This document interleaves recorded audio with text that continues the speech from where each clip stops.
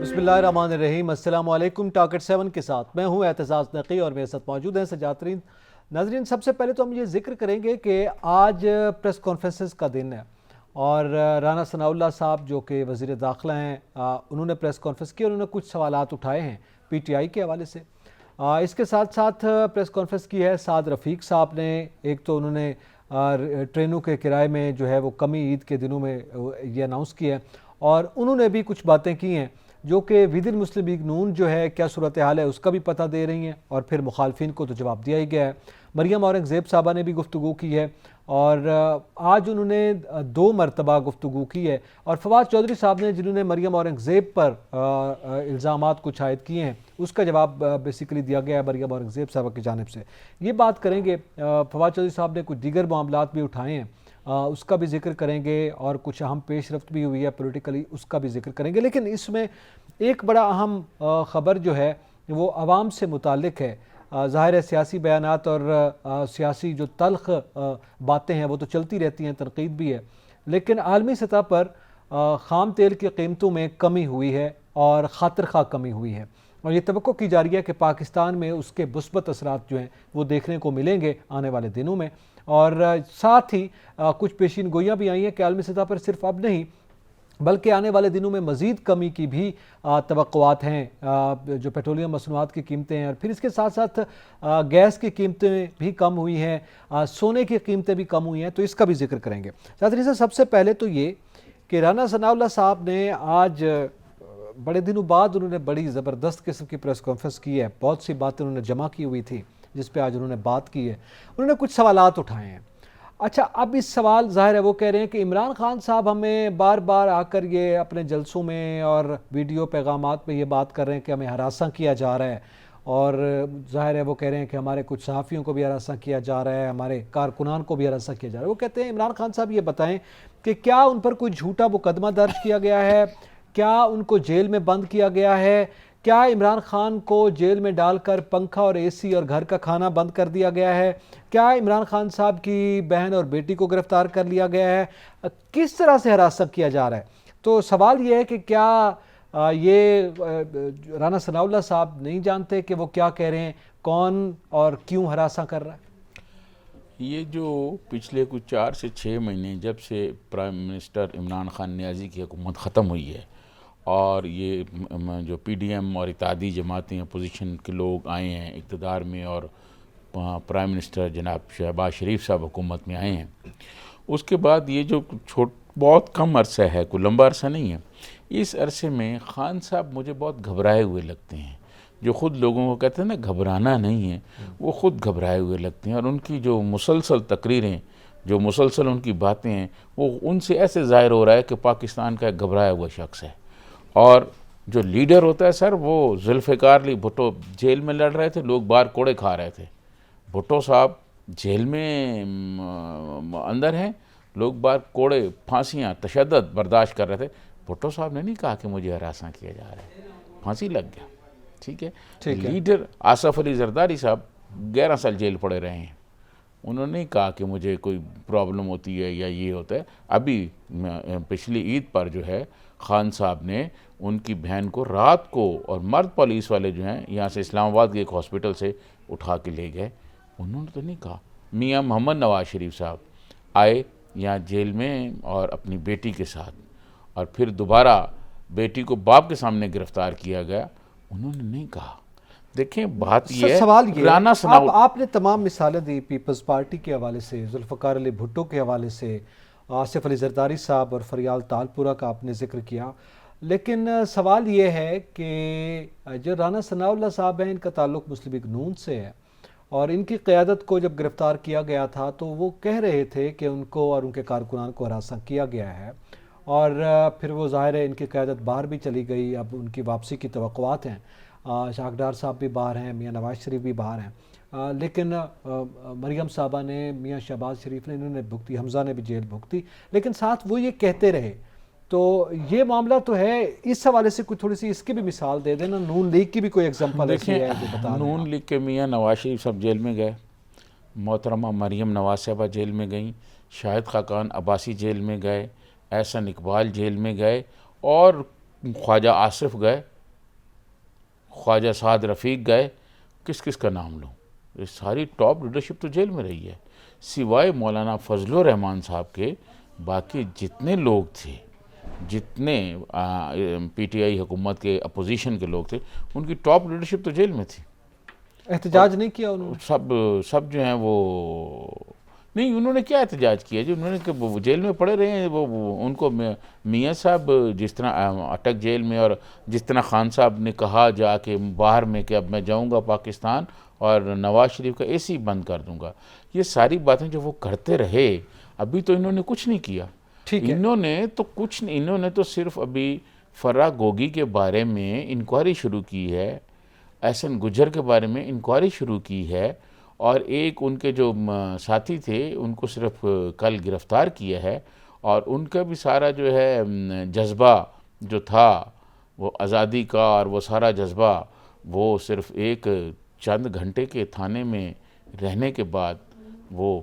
برابر ہو گیا, آپ کے سامنے ہو گئی یہ بات. تو یہ سوال جو آج رانا ثناء اللہ صاحب پوچھ رہے ہیں, عمران خان صاحب سے جو سوال پوچھ رہے ہیں, یہ تو قوم رانا صاحب سے پوچھے گی نا کہ اب تو آپ حکومت میں ہیں نا,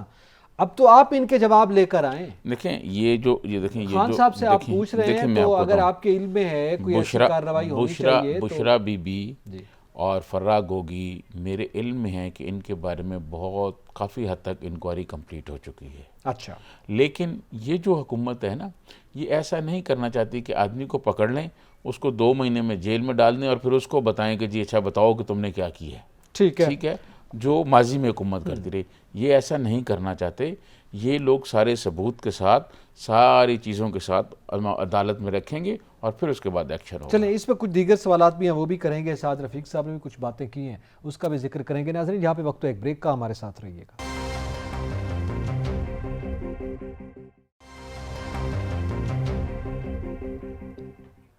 ویلکم بیک. ناظرین, ہم ذکر کر رہے تھے کہ وزیر داخلہ رانا ثناء اللہ نے آج پریس کانفرنس میں کچھ سوالات اٹھائے ہیں. اچھا, اب یہ سوالات جو ہیں وہ تو انہوں نے اٹھائے کہ وہ بتائیں کہ آپ یہ ہراساں کرنے کی بات کیوں کر رہے ہیں, آپ کو کس نے ہراساں کیا اور کیسے کیا؟ ابھی تک تو ہراساں کیا نہیں گیا.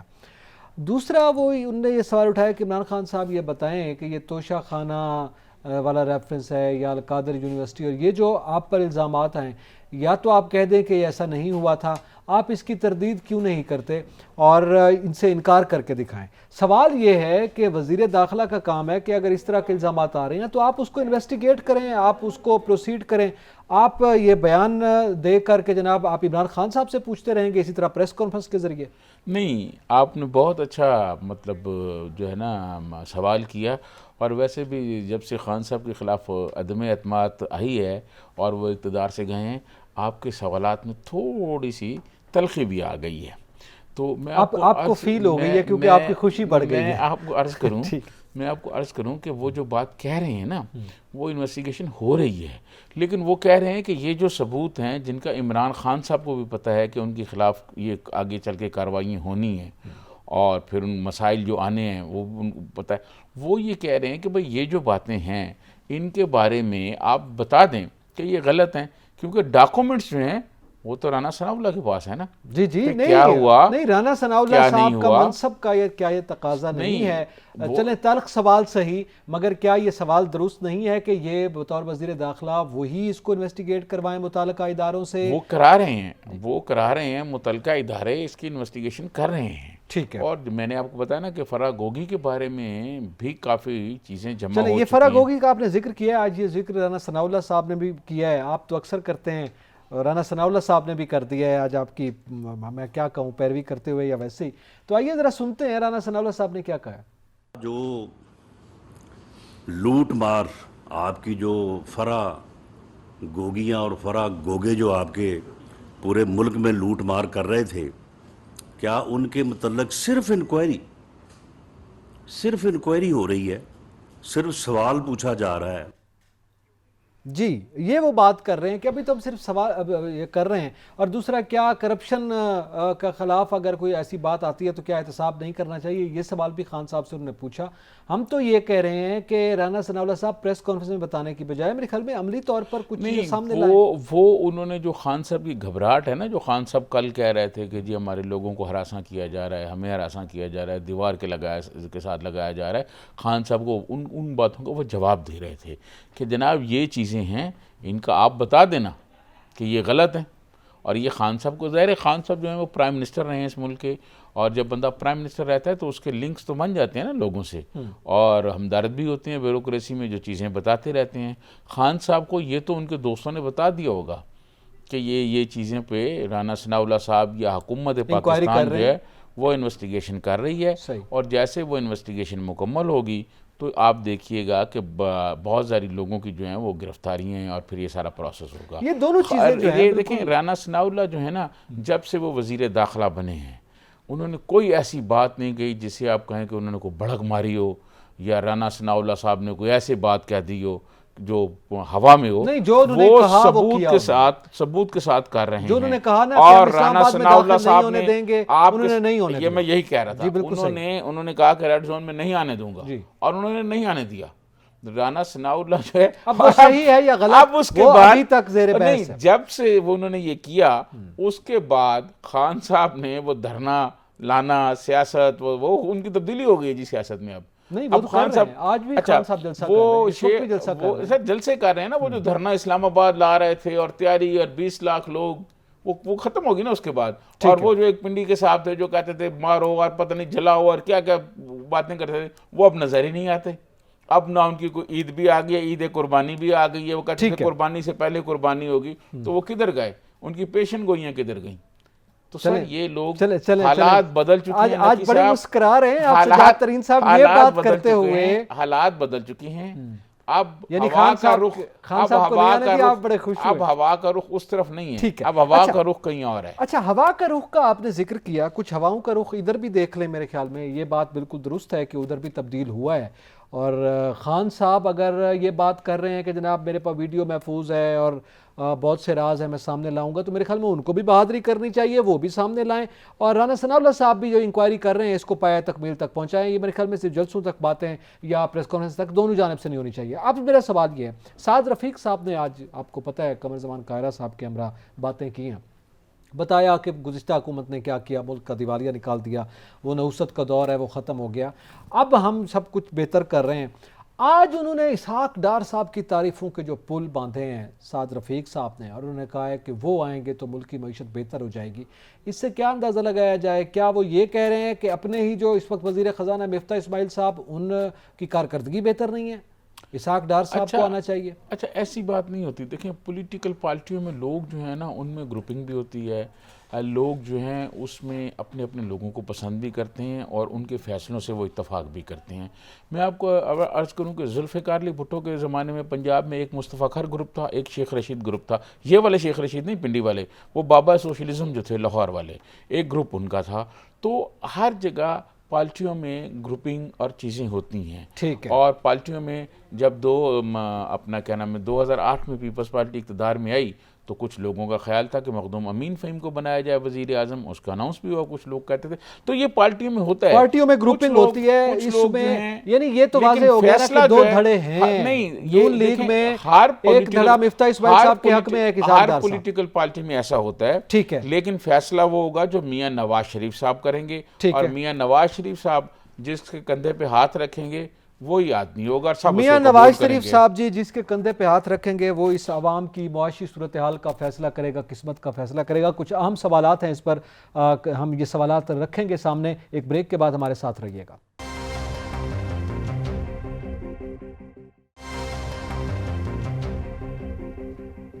ویلکم بیک ناظرین، اب ہم ذکر کر رہے ہیں خواجہ سعد رفیق صاحب نے جو گفتگو کی ہے۔ اچھا، ہم یہ سوال بریک سے پہلے ڈسکس کر رہے تھے کہ جناب یہ تو اپنی جگہ پہ درست ہے کہ انہوں نے کہا جناب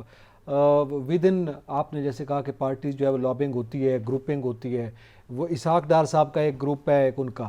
اب یہ گروپ اتنا واضح ہو کر سامنے آ گیا ہے کہ سعد رفیق صاحب نے کہا کہ جناب اسحاق ڈار صاحب اس ملک کی معیشت چلا سکتے ہیں۔ آپ نے کہا نواز شریف صاحب جس کے کاندھے پہ ہاتھ رکھیں گے وہ اس قوم کی قسمت کا فیصلہ کرے گا. سر معاملہ یہ نہیں ہے, گروپنگ تو ایک آدمی پہ ہو سکتی ہے, وزیر اعظم کے نام پہ, دیگر ناموں پہ ہو سکتی ہے. اس وقت وزیر خزانہ ہونے کا مطلب ہے کہ اس قوم کی قسمت کا وہ فیصلہ کرے گا. شاہد خاقان آبادی صاحب نے ٹویٹ کر دیا, انہوں نے کہا نہیں جی مفتاح اسماعیل صاحب جیسا ماہر معیشت ہی کوئی نہیں, انہوں نے جس انداز میں ملک کی معیشت کو چلایا ہے جیسے کوئی نہیں چلا سکتا. تو یہ ان کی آپس کی تقسیم میں عوام کا کیا قصور ہے؟ اچھا, یہ کوئی تقسیم نہیں ہے, یہ کوئی ایسی تقسیم نہیں ہے. اور ان کے کس پہ یقین کریں؟ میں آپ کو مفتاح اسماعیل صاحب نے اچھا کیا, اس ملک کو بچایا, یا اسحاق ڈار صاحب بچائیں گے؟ دیکھیں بات یہ ہے کہ کچھ لوگ آپ کو اچھے لگتے ہیں, کچھ لوگ مجھے اچھے لگتے ہیں, ٹھیک ہے نا. اچھا, یہ ہمارا ذاتی معاملہ ہے نا. جی میں آپ کو بتا رہا ہوں, جو معیشت کی آپ نے بات کی, معیشت میں وزیر خزانہ جو ہے نا وہ وہی کچھ کرتا ہے جو اس کو پرائم منسٹر کہتا ہے. پرائم منسٹر جو پالیسی کہتا ہے کہ ہمیں یہ پالیسی اپنانی ہے اور اس پالیسی پہ ہم نے جانا ہے, وہ اپنی رائے تو پرائم منسٹر کے سامنے رکھ سکتا ہے کہ جناب یہ کریں گے تو یہ فائدہ ہوگا, یہ اگر کوئی دوسرا کام کریں گے تو اس کو نقصان یہ ہو سکتا ہے.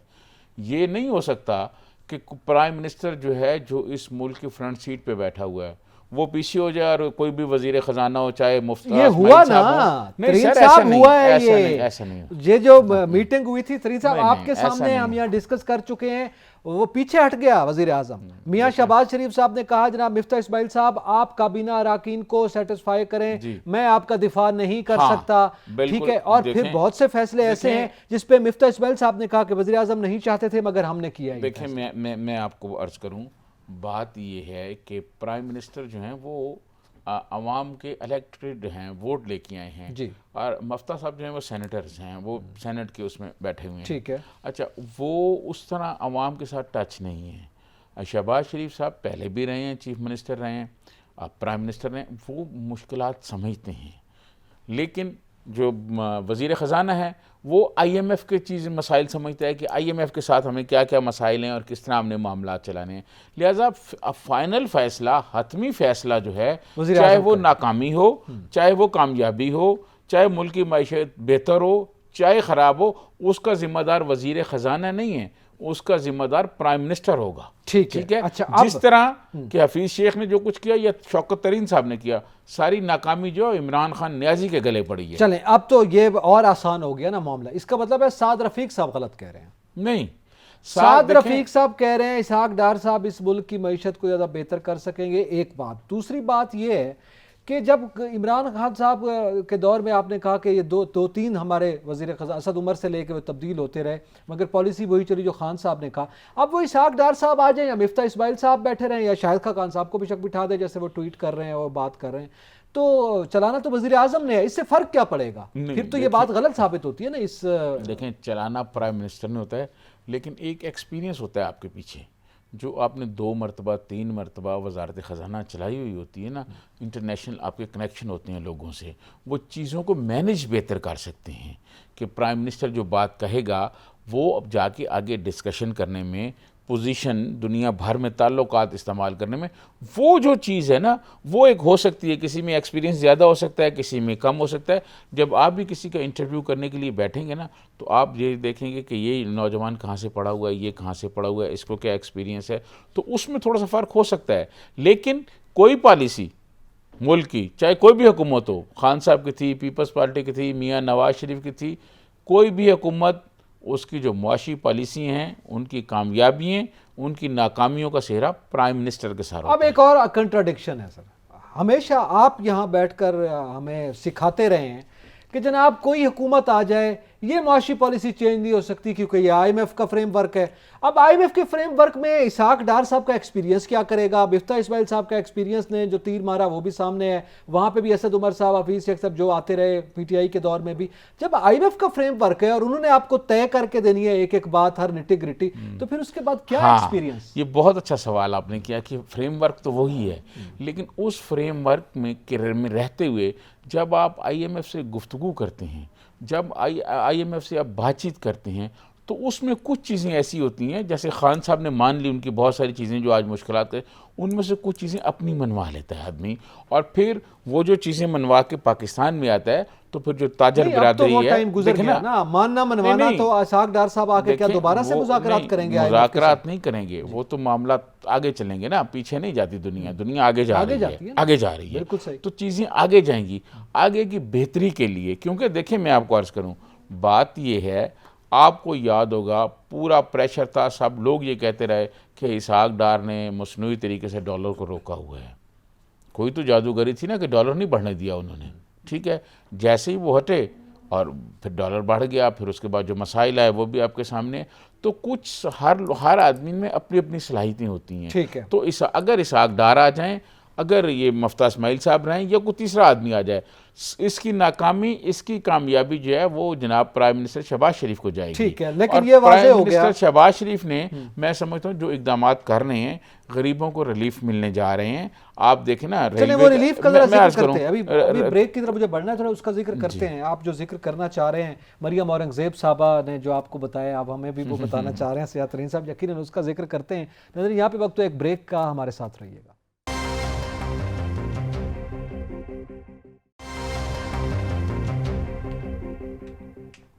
ویلکم بیک ناظرین، ہم ذکر کر رہے تھے معاشی صورتحال کا، چلیں وہ اب ودن پارٹی کوئی بھی آئے، سوال تو یہ ہے کہ معیشت کون بہتر کرے، عوام تو اس چیز کو دیکھیں گے۔ اب سوال یہ ہے، فواد چودھری صاحب کہتے ہیں کہ مریم نواز صاحبہ کے جو ہسبینڈ ہیں ان کو مریم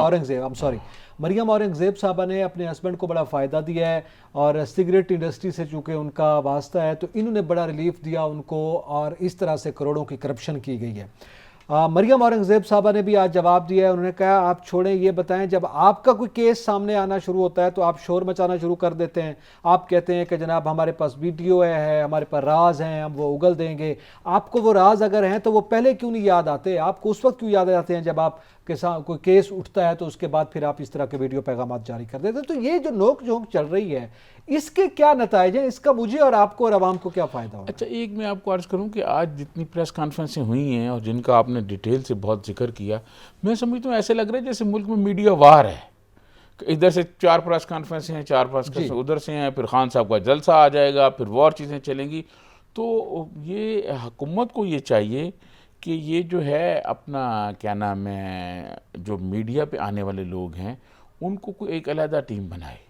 جو میڈیا پہ بریفنگ چیزیں کرتے رہیں، منسٹرز کو اپنا کام کرنا چاہیے، منسٹر اپنے کام میں جو ہے وہ منسٹر نے لگے تو رہیں۔ بریفنگ دینی ہے نا نہیں، میڈیا کو، اگر دیکھیں، کوئی منسٹر بھی بریفنگ کے لیے آ جائیں، لیکن اگر منسٹر صبح سے شام تک میڈیا وار پہ ہی لگے رہیں گے تو مطلب پھر پولیٹیکل سٹیٹمنٹس عوام کے ریلیف کے لیے کیا ہوگا؟ ٹھیک ہے، تو میں یہ متعلقہ منسٹری میں آپ نے پرفارم کیا کیا ہے؟ میں یہ سمجھتا ہوں کہ منسٹرز کو عوام کے ریلیف کی طرف جانا چاہیے۔ دیکھیں، مجھے بڑی خوشی ہوئی کہ غریب آدمی دیکھیں ٹرین پہ سفر کرتا ہے، تو آج خواجہ سعد رفیق صاحب نے کہا کہ 30% کرام میں ہم کمی کر رہے ہیں، ایسے ہی ہے نا وہ عید کے 2 دنوں کے لیے، جی عید کے 2 دنوں میں عید کی بات اس لیے بھی نہیں ہے، عید لیکن اچھا اقدام ہے، اس کو اپریشیٹ کرنا چاہیے۔ 30% انہوں نے سر کہا ہے نا، 8 سے چھٹیاں دے رہے ہیں عید کی، دیکھیں اب میری عرض سنیں، 10 سے 12 جولائی 2022 تک یہ ان 2 دنوں کے لیے ریلیف دیا گیا ہے۔ اب یہ دونوں دن عید کے ڈیز میں تقریباً آ جائیں گے، ٹھیک ہے، وہ لوگ گھر ہوں گے، جنہوں نے پہنچنا ہوگا وہ پہنچ چکے ہوں گے، مطلب 10 تاریخ کو اگر عید ہے تو 10 تاریخ کو کوئی سفر کرنے نہیں جا رہا، اس دن اس کا کوئی فائدہ نہیں، 11 کو ہے، 12 کو ہے، ہاں البتہ 12 کو لوگ واپس آئیں گے، اس کا ایک فائدہ ضرور ہے۔ یا چھٹیاں آپ 8 سے دے رہے ہیں تو میرے خیال میں ریلیف بھی 8 سے دینا چاہیے۔ غریب آدمی کو کہیں نہ کہیں ریلیف تو ہے نا، جیسے یہ 100 یونٹ والی بات ہوئی ہے، میں سمجھتا ہوں کہ پاکستان کے غریب آدمی کو نہ کسی بہت زیادہ ریلیف کی ضرورت ہے، کیونکہ غریب آدمی بہت مشکلات کا شکار ہے۔ پرائم منسٹر شہباز شریف جب سے آئے ہیں، مطلب مجھے منڈی یزمان سے ایک بندے نے فون کر کے بتایا کہ ہاسپٹل میں دوائیں فری مل رہی ہیں، تو یہ میں سمجھتا ہوں ایک اچھا اقدام ہے۔ یار پاکستان میں غریب آدمیوں کے لیے بھی کچھ ہونا چاہیے، پاکستان کے بڑے اشرافیہ اور حکمران جو ہیں ان کے لیے تو بہت کچھ ہوتا ہے، ہر کوئی پالیسیاں ان کے لیے بناتا رہتا ہے، چاہے وہ خان صاحب ہوں چاہے کوئی اور ہو، وہ تو اشرافیہ اور پیسے والوں کے دائر لیے کر دیا جی، وہ تو پی ٹی آئی گئی ہوئی ہے، انہوں نے کہا 100 یونٹ والا یہ جو ہے نا یہ تو پولیٹیکل سٹنٹ ہے، ضمنی الیکشن لڑنے جا رہے ہیں اس لیے میں سمجھتا ہوں ان کو ایسا جواب دیا ہے مریم میں اورنگزیب نے بھی سمجھتا ہوں کہ جواب ایسا نہیں کرنا چاہیے، ایسا نہیں کرنا چاہیے۔ اگر غریب کو کہیں سے کوئی ریلیف ملتا ہے تو وہ کم از کم ہونا چاہیے۔ پورے پنجاب میں تو الیکشن نہیں ہو رہا ہے نا، الیکشن تو مخصوص جگہوں پر ہو رہے ہیں جہاں سے لوگ وہ گئے تھے پی ٹی آئی کے، تو میں اور سمجھتا ہوں مریم کہ اورنگزیب صاحب یہ کہہ رہے ہیں کہ یہ تو پنجاب کے ہمارا لوگوں کو فائنانس بل میں پہلے سے تھا، ضمنی الیکشن تو اب اناؤنس ہوا ہے، ہمارا تو پہلے سے بالکل میں سمجھتا ہوں کہ اگر کسی غریب آدمی کو کوئی ریلیف مل رہا ہے تو وہ یہ ملنا بات چاہیے، یہ بات غریب آدمی کے لیے مشکلات پیدا نہ کی جائیں، جو کچھ ملتا ہے میں سمجھتا ہوں یہ ایسا ہی ہے کہ جیسے کوئی ایک سیٹھ کھا رہا ہوتا ہے، خوشخبری سنا دیں عوام میں صرف ایک سے جملہ کہہ رہا ہوں کہ جیسے کوئی سیٹھ کھا رہا ہوتا ہے نا، اس کے منہ سے کوئی ایک آدھا لقمہ نیچے گرتا ہے تو غریب آدمیوں کو ملتا ہے، یہ ہے ریلیف سر۔ تو یہ کم از کم جو مل رہا ہے اس کو تو غریبوں کو مل جانا چاہیے، اس میں غریبوں رکاوٹیں کو نہ یہ تو مل رہا ہے، چلے 100 یونٹ والا اچھا اقدام ہے، اس کو چلنا چاہیے، اس کو مزید بڑھانا چاہیے۔ یہ عالمی مارکیٹ میں تیل کی قیمتیں کم ہوئی ہیں، کیا اس کی خوشی بھی کوئی غریب آدمی کو ریلیف ملے گا؟ اس پہ بڑی پرسنٹیج جو ہے نا غیر معمولی کمی ہوئی ہے۔ دیکھیں اس پہ آنے والے دنوں میں ہم پروگرام کریں گے، پوری بلکہ آئندہ روز ہم اس پہ تھوڑا سا مزید بھی بات دنیا میں جو ہے نا پیٹرول کی قیمتیں اب سستی ہوں گی اور قیمتیں گر رہی ہیں نیچے، $10 فی بیرل جو ہے وہ ادھر کم ہوئی ہے، 6% ادھر ایسے ہی ہے، اور سونا بھی نیچے آ رہا ہے، گیس بھی نیچے آ رہا ہے۔ اب دوسرا یہ کرونا کی جو مہنگائی بوسٹ اپ ہوئی تھی نا، اب تھوڑا ریورس ہو رہی ہے پیچھے، اور اس کے ساتھ جو مختلف مطلب ایران والا ایشو ہے، ایران میں امریکہ اور ایران کی لیڈرشپ کے درمیان دوحہ میں مذاکرات ہو رہے ہیں، اور یہ بھی اطلاعات آ رہی ہیں انٹرنیشنل میڈیا سے کہ ہو سکتا ہے کہ کوئی پیچ اپ ہو جائے تو ایران ایک بہت بڑا آئل پروڈیوسر ہے، تو ان کا مارکیٹ میں آئل آ جائے گا۔ پھر یوکرین اور روس کی جو صورتحال ہے اس میں بھی کوئی بہتری آ رہی ہے، تو اس سے بھی ہوگا۔ تو یہ امکانات موجود ہیں کہ اس سال کے آخر اور اگلے سال میں پیٹرول کی قیمتیں انٹرنیشنل بہت نیچے آئیں گی، اور امید کی جا سکتی ہے کہ پاکستان کے غریب عوام کو بھی کوئی ریلیف، اس کا ریلیف جو ہے وہ پاس آن کیا جائے گا۔ اسی کے ساتھ ہی اعتزاز نقی اور سجاد ترین کو اجازت دیجیے، اللہ حافظ۔